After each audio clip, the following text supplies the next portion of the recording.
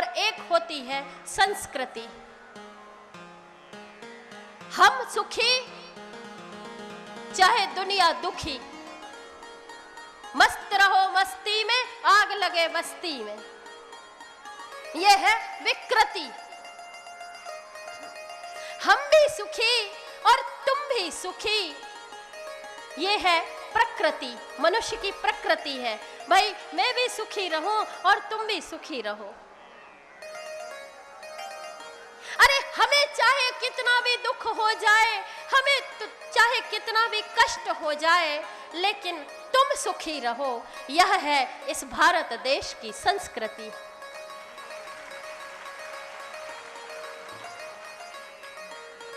तो भगवान ने अपकीर्ति सहन की, भगवान ने रण छोड़ बनना स्वीकार किया उन ब्राह्मणों की रक्षा के लिए। यहां रण छोड़ तो कहलाए भगवान, और जब वे दौड़ रहे मुचकुंद का कल्याण करने के बाद एक चट्टान पर चढ़ गए, तो जरासंध ने उस चट्टान के चारों ओर आग लगा दी। भगवान समुद्र में कूद गए और समुद्र में कूदने के बाद उन्होंने समुद्र के उस पार रातों रात सुंदर द्वारिका नगरी का निर्माण भगवान विश्वकर्मा को आदेश दे करके द्वारिका नगरी का निर्माण करा दिया। बोलिए द्वारकाधीश भगवान की, रातों रात भगवान की। रातों रात सोए हुए यदुवंशियों को द्वारिका बुला लिया मथुरा से, और मथुरा में सुंदर सुंदर पहरेदार खड़े हैं, सारे भगवान के स्वागत की तैयारी कर रहे हैं। अब देखो ये रण छोड़ के आ रहे हैं, रण छोड़ है, रण छोड़ के आ रहे हैं, लेकिन द्वारिका में इनके स्वागत की तैयारी हो रही है। जब कोई सैनिक रण छोड़ता है, युद्ध मैदान से भागता है, तो उसका कोर्ट मार्शल होता है। बोलो जय श्री कृष्ण। जय श्री कृष्ण। होता है ना कोर्ट मार्शल, उसे सजा मिलती है। लेकिन ये रण छोड़ के आए हैं तो इन्हें पूरे द्वारिकावासी सैल्यूट कर रहे हैं। बोलो जय श्री कृष्ण। जय श्री कृष्ण। क्यों? क्योंकि राज्य का परित्याग किया एक उद्देश्य के पीछे। मथुरा का राज्य लिया नहीं, उग्रसेन को दे दिया। राज्य का त्याग किया उद्देश्य को लेकर, युद्ध मैदान से भागे एक उद्देश्य को लेकर, इसलिए द्वारिकाधीश का आज सम्मान हो रहा है। सारे प्रणाम कर रहे हैं, सारे सैनिक सैल्यूट कर रहे हैं। और अब यहां देखें, कुंडिनपुर के राजा हैं भीष्मक, और उनकी पुत्री है रुक्मणी। रुक्मणी पुत्री है और एक भाई है रुक्मी। भाई रुक्मणी का विवाह शिशुपाल के साथ करना चाहता है। क्यों करना चाहता है विवाह शिशुपाल के साथ? क्योंकि शिशुपाल ने 5 दैत्यों को मिला करके एक मंडल बना लिया है, और सारे ये बलशाली दैत्य मिलकर के किसी राज्य पर आक्रमण करते हैं। बड़ा बलशाली मंडल है, उस मंडल में शिशुपाल, दंतवक्र, पौंड्रक जैसे दैत्य हैं। इसीलिए रुक्मी चाहता है कि मैं यदि अपनी बहन रुक्मणी का विवाह शिशुपाल के साथ किए देता हूँ तो मैं भी इस मंडल में सम्मिलित हो जाऊंगा। बोलो जय श्री कृष्ण। जय श्री कृष्ण। रुक्मणी की इच्छा को कुचला जा रहा है, नारी की इच्छा को कुचला जा रहा है। स्त्री का जहां सम्मान नहीं होता, वो राष्ट्र सुरक्षित नहीं रह सकता। इसलिए इस देश में भ्रूण हत्या रोकने की कोशिशें हो रही हैं। बहुत लोग कार्य कर रहे हैं। स्त्री का सम्मान क्योंकि वेद में कहते हैं यत्र नार्यस्तु पूज्यन्ते रमन्ते तत्र देवता। जहाँ नारी का सम्मान होता है, नारी की पूजा होती है, वहाँ देवता भी वास करते हैं। और देखो वेद भी सबसे पहले कहता है मात्र देवो भव।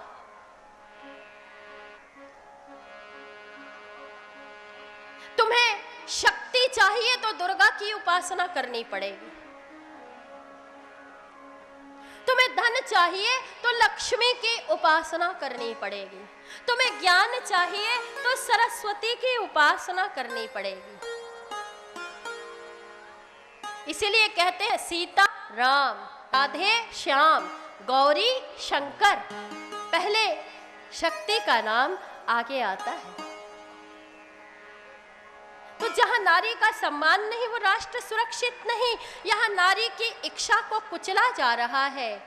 रुक्मणी की इच्छा के विरुद्ध रुक्मणी का जो भाई है रुक्मी, वो विवाह शिशुपाल के साथ कर देना चाहता है।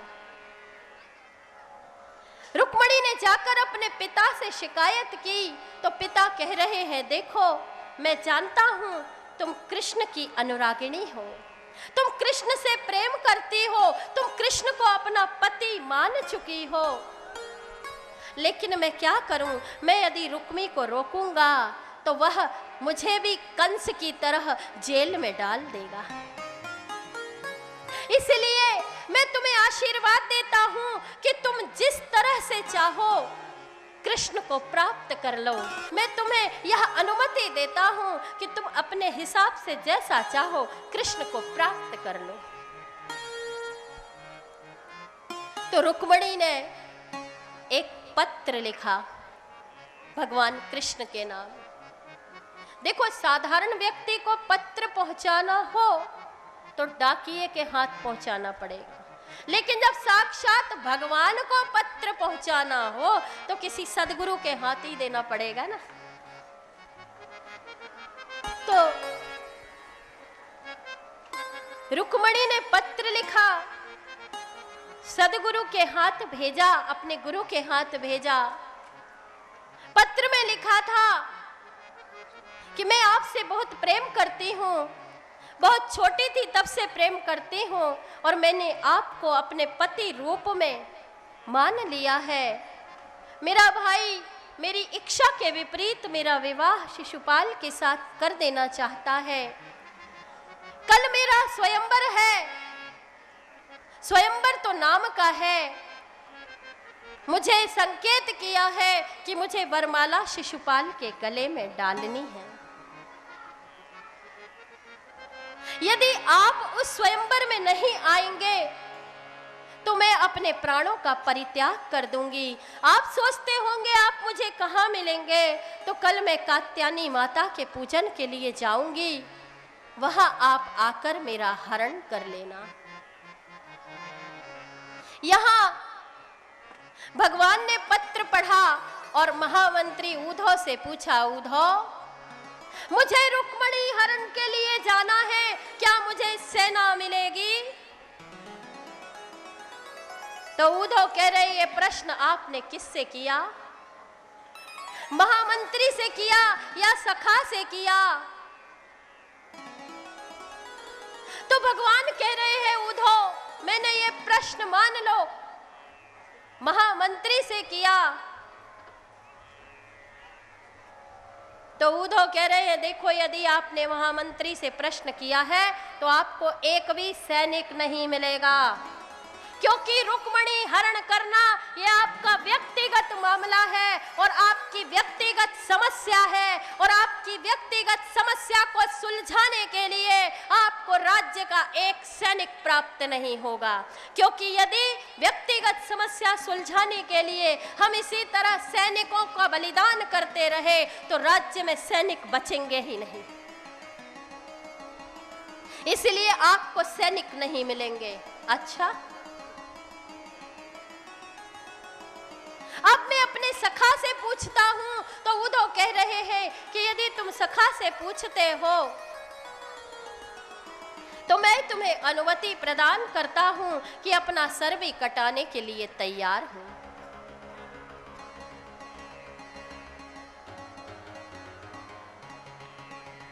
भगवान ने संकल्प किया और रथ प्राप्त हो गया।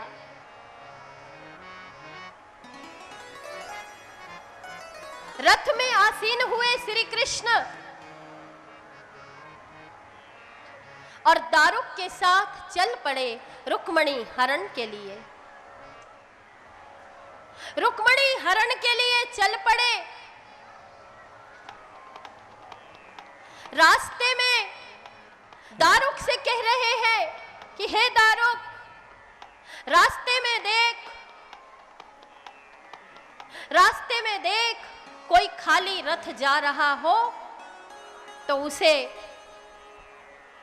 छीन ले, क्योंकि ये तो द्वारिका का रथ लेकर के जा रहे हैं, लेकिन रास्ते में कोई रथ मिले तो उसे छीन ले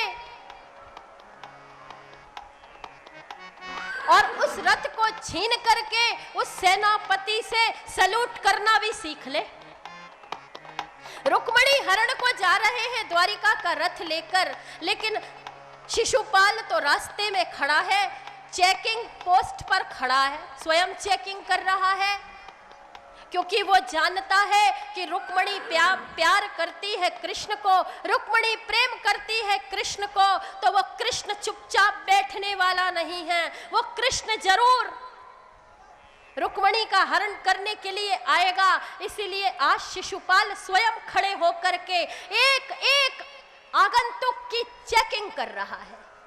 यहाँ भगवान अपना रथ लेकर के चले और दारुक से कह रहे हैं, दारुक कोई रथ का अपहरण कर रास्ते से। दारुक ने एक सैनिक के रथ को छुड़ाया तो भगवान कह रहे हैं, इसके राज्य के हिसाब से सलूट करना सीख ले,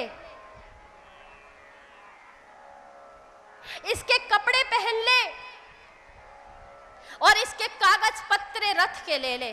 क्या राज्य का सलूट करने का कायदा अलग होता है, राज्य के ध्वज अलग होते हैं, जिससे पहचाना जाता कि हमारे राज्य का ध्वज है। दारुक ने रथ छीन लिया और दारुक ने जब रथ छीना, सलूट करना सीखा, कपड़े पहन लिए और उस रथ को सारथी की तरह दारुक चला रहा है और भगवान स्वयं पीतांबर ओढ़ करके रथ के भीतर बैठ गए। भगवान अंदर से इशारा कर रहे हैं, सावधान दारुक, आरटीओ आने वाला है। नजदीक गए, शिशुपाल एक एक का निरीक्षण कर रहा था। दारुक ने सलूट मारा। शिशुपाल बोला, तुम्हें कहीं देखा तो नहीं? सलूट तो तुम यहीं के हिसाब से कर रहे हो, रथ भी यहीं का समझ में आता है, लेकिन तुम्हें मैंने कभी इसके पहले देखा नहीं। तो दारुक कह रहा है, हम आपकी बहन को लेकर के आए हैं। अच्छा, अरे वाह, तुम हमारी बहन को लेकर के आए हो। अरे वाह भैया वाह, मेरी बहन तो मेरे से बड़ा नाराज होती है। अच्छा हुआ आज मेरे स्वयंवर में मेरी बहन सम्मिलित होने के लिए आ गई, क्योंकि शिशुपाल की बहन कृष्णानुरागिनी है, इसीलिए शिशुपाल से पटती नहीं। लेकिन दारुक ने कहा, मैं तेरी बहन को लेकर आया हूँ शिशुपाल। शिशुपाल प्रसन्न हो गया। अरे वाह भाई वाह, तुम मेरी बहन जी को लेकर के आए हो, ले आओ रथ को और लगा दो रुक्मणी जी के रथ के पीछे। तो भगवान कह रहे हैं, दुष्ट, अपने आप मुझे लक्ष्य तक पहुंचा रहा है, अब मुझे कवायद नहीं करनी पड़ेगी, अपने आप मुझे रुक्मणी के पास पहुंचा रहा है, मुझे रुक्मणी को ढूंढने की आवश्यकता नहीं पड़ेगी। सुंदर रथ में सवार होकर के रुक्मणी जी जा रही हैं कात्यायनी पूजन के लिए। कात्यायनी माता के पूजन के लिए रुक्मणी जी जा रही हैं। आगे आगे 10,000 सेनाएं चल रही हैं, सारे परिकर चल रहे हैं और रुक्मणी जी जैसे ही कात्यायनी माता के दर्शन को गई, कात्यायनी माता के दर्शन को गई और माता से प्रार्थना कर रही है कि माँ, मैं पति रूप में कृष्ण का वरण करना चाहती हूँ। माता में कृष्ण नजर आ रहे हैं।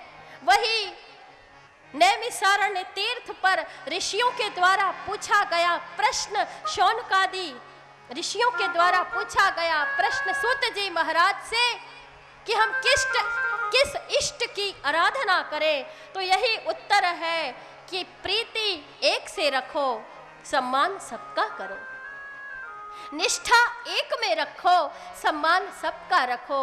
देखो, रुक्मणी कात्यायनी पूजन के लिए गई हैं, लेकिन कात्यायनी माता में भी उन्हें कृष्ण नजर आ रहे हैं।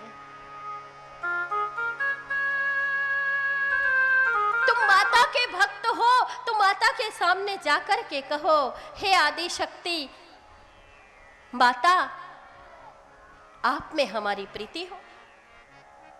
और यदि तुम कृष्णानुरागी हो और माता के सामने खड़े हो तो माता से यह कहो, हे माता, कृष्ण में हमारी भक्ति हो।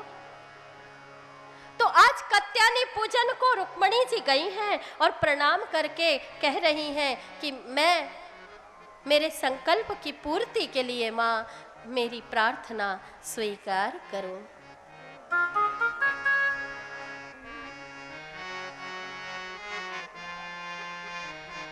बोलिए कात्यायनी मैया की जय। ऐसे काम नहीं चलेगा। मौली माता की जय। अरे आपके क्षेत्र की देवी है, कैसे ऐसे जय, ऐसे काम नहीं चलेगा। सौगंध है मौली माता की, मौली माता के कानों तक आवाज पहुंचनी चाहिए। बोलिए मौली माता की जय। मौली माता